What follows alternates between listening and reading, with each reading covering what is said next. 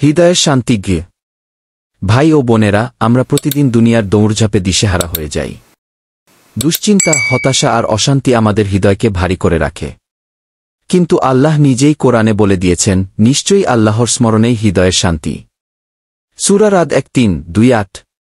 আজ আমি আপনাদের একটি বাস্তবমুখী গল্প শোনাব, যেখানে একজন মানুষের জীবন পুরোপুরি বদলে যায় আল্লাহর জিকিরের মাধ্যমে। একজন যুবক ছিল, নাম শামিউল। সে পড়াশোনায় ভালো ছিল, কিন্তু জীবন নিয়ে সবসময় হতাশ। অর্থের অভাব, পারিবারিক ঝামেলা আর ব্যর্থতার কারণে সে রাত জেগে কাঁদত।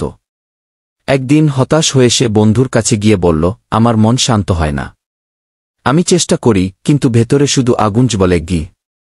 বন্ধু তাকে বলল, ভাই, তুমি কি আল্লাহকে স্মরণ করো?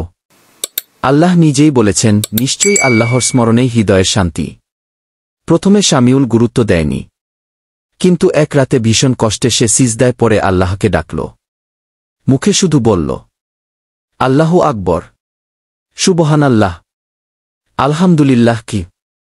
ধীরে ধীরে তার বুকের ভেতর থেকে অশান্তি কমে গেল। চোখ দিয়ে অশ্রু ঝরতে লাগল, আর তার হৃদয় শান্তিতে ভরে গেল। এরপর থেকে সে প্রতিদিন নামাজে কোরআনের আয়াতগুলো পড়ে, রাতে সিজদায় কান্না করে। জীবনের সমস্যার সমাধান একদিনেই হয়নি, কিন্তু সে নতুন শক্তি পেল। কারণ সে বুঝল, দুনিয়ার সব দুঃখ এক পাশে, আর আল্লাহর জিকির এক পাশে। ভাই ও বোনেরা, কোরআনের এই আয়াত শুধু শব্দ নয়, বরং জীবন পরিবর্তনের হিদায়াত।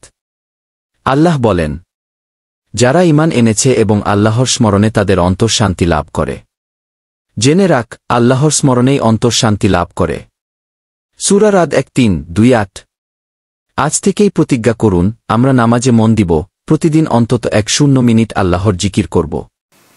দেখবেন, আল্লাহ আপনার হৃদয়কে শান্তি দিয়ে পূর্ণ করে দেবেন।